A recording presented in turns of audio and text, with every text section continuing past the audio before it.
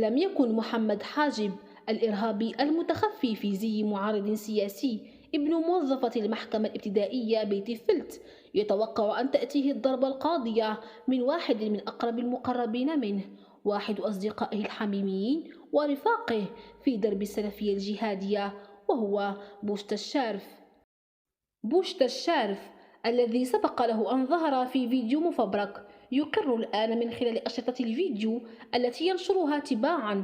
أقسم على المصحف الكريم بأن كل ما ورد في تصريحاته السابقة حول تعرضه للتعذيب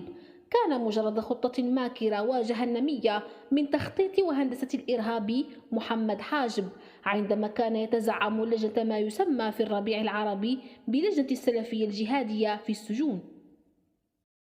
بل الأخطر من كل هذا أن محمد حاجب الذي لا يحمل من الإسلام غير لحية هي أقرب إلى لحى المدمنين من لحى الشيوخ والعلماء، حاول أن يفرض على بوشت الشارف وهو في السجن فعلا قبيحا لا يمكن أن يقدم عليه مسلم، وهو الاغتصاب وهتك العرض في حق رجل من رفاقه في السجن وهو بوشت الشارف.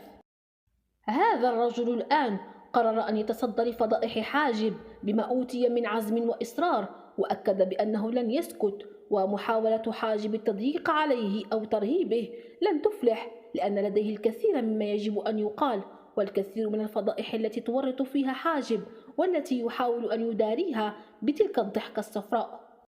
حاجب بدون أدنى شك قد اهتز وانخلع فؤاده وهو يشاهد بأم عينيه كيف أن فضائحه الأخلاقية قد أصبحت مضرب الأمثال وصارت على حديث كل لسان في الداخل والخارج، وربما تكون لهذه التصريحات الخطيرة التي وردت في فيديوهات بوشت الشارف تبعات وتداعيات وخيمة على هذا المسمى الذي لا زال يعتقد نفسه أنه سيظل محميا من طرف الألمان إلى الأبد.